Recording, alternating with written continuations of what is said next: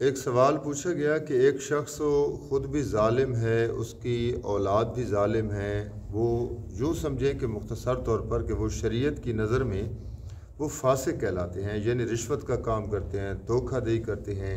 لوگوں کے ساتھ زیادتیاں کرتے ہیں، لیکن شومی قسمت ہے کہ وہ ایک مسجد میں مستقل طور پر مؤذن بھی ہیں، وہ اذان دیتے ہیں۔ کیا کسی ایسے شخص کو اذان دینے کا شریعت نے جواز دیا ہے؟ یہ سائل پوچھنا چاہتے ہیں۔ تو یاد رکھیں کہ یہ جتنے امور فاسقہ ہیں، یعنی جن امور سے، جن کاموں سے انسان فاسق ہو جاتا ہے، فاسق آدمی کو اذان نہیں دینی چاہیے، بلکہ اس کا اذان دینا یہ مکروہ تحریمی ہے۔ تاہم اتنی بات بھی ضرور ہے کہ اگر کوئی فاسق شخص ہو، ظالم شخص ہو یا گناہوں میں لت پت شخص ہو، اذان کسی مسجد میں دے دے تو نماز پر کوئی اثر نہیں پڑے گا کہ نماز ہی نہیں ہوگی، بلکہ نماز ہو جائے گی۔ تاہم اذان کو دوبارہ لوٹانا، اذان دینا دوبارہ، یہ مستحب عمل ہے۔ اگر شر کا خطرہ ہو تو پھر اس مستحب کو بھی چھوڑ دیا جائے گا، زیادہ شر نہ پھیلایا جائے، بلکہ بس چونکہ اس کی اذان کا تعلق نماز، اس کی اذان کا جو اثر ہے وہ نماز پر نہیں پڑتا تو اس میں کوئی حرج نہیں ہے۔ تاہم ایسے شخص کو، خود اذان دینے والے کو گناہ ملے گا کہ وہ اذان دے رہا ہے اور اس کا اذان دینا یہ مکروہ تحریمی ہے۔ لہٰذا میں چونکہ سائل نے بڑا عمدہ سوال کیا ہے تو اس وساطت سے میں اتنا ضرور کہوں گا کہ جو ہمارے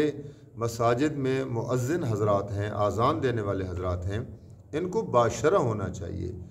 اور باشرہ کے ساتھ ساتھ با تلفظ بھی ہونا چاہیے۔ عام طور پر ہم مساجد میں دیکھتے ہیں کہ ان کے تلفظ بھی ٹھیک نہیں ہیں، اذان کے الفاظ میں بھی گڑبڑ کرتے ہیں، خدا نخواستہ وہ نبی کریم صلی اللہ علیہ وسلم کا نام بھی صحیح نہیں لے سکتے ہیں، اور کسی لفظ کو بڑھا رہے ہیں، کسی کو گھٹا رہے ہیں،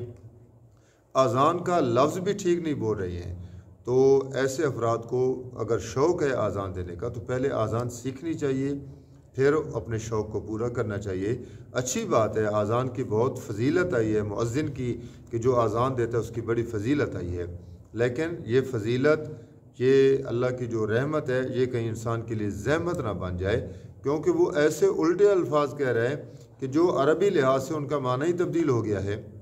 وہ انا کو کبھی انا پڑھ رہا ہوتا ہے، کبھی محمد کو محمد پڑھ رہا ہوتا ہے، خا کی جگہ خا بول رہا ہوتا ہے، یعنی اس کا کوئی تلفظ نہیں ہوتا۔ تو کوشش کرنی چاہیے کہ جو باشرہ بھی ہو، با تلفظ بھی ہو، صاحب صلاحیت ہو، اور سائل کے سوال کے مطابق وہ شریعت کا پابند بھی ہو، ظاہری طور پر اس کا کوئی ایسا عمل نہ ہو جس کو شریعت فاسق گنے کہ یہ شخص اس عمل کی وجہ سے فاسق ہو گیا ہے۔ تو ایسے شخص خود اجتناب کریں، چاہے جائے کہ اہل محلہ ان پہ زور دیں کہ فلاں یہ اذان نہیں دے سکتا، فلاں نہیں دے سکتا۔ ایسے افراد کو خود کنارہ کر دینا چاہیے کہ میں چونکہ ایک بہت بڑا عمل کر رہا ہوں تو اس عمل کے لیے مجھے پہلے اس فریم میں آنا پڑے گا جو شریعت نے مقرر کیا ہے۔ لیکن ہمارے ہاں کوئی سسٹم اور ہی ہیں کہ بس جس نے مسجد بنائی ہے،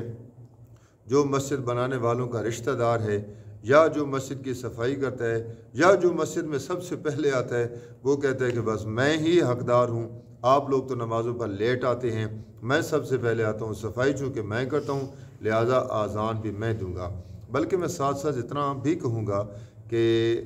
جو جہاں تک آپ ایک امام کو مقرر کرتے ہیں نماز پڑھانے کے لیے، جمعہ کے لیے، تو ظاہر بات ہے امام کے اندر تو ماشاءاللہ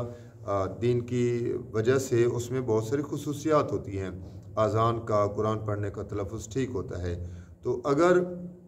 آپ اپنے جیب پر اس کو بھاری نہ سمجھیں تو ایک خوش الحان اور اچھے تلفظ والا ایک مؤذن بھی مقرر کر لیں تو اس میں کیا حرج ہو جائے گی۔ ایک مقرر کیا جائے، اس کا ایک نائب بنایا جائے اور اس طریقے سے مساجد کا نظام چلایا جائے تو اس میں میرا خیال ہے بہت بہتری آئی ہے۔ تاہم سائل نے جو سوال پوچھا ہے اس کا جواب دے دیا گیا ہے کہ ظالم، رشوت خور، اور ایک ہی لفظ میں اگر بولوں تو امور فاسقہ کا مرتکب بندہ آزان نہ دے، اس کا آزان دینا یہ مکروہ تحریمی ہے۔ تاہم اگر وہ آزان دے دے گا تو آزان اس کی دوبارہ لوٹانا، یعنی جو بندہ فاسق نہیں ہے، گناہوں میں لت پت نہیں ہے، وہ آزان دے، اس کا آزان لوٹانا یہ مستحب عمل ہے، اچھا عمل ہے، ضروری نہیں ہے، یاد رکھیے گا۔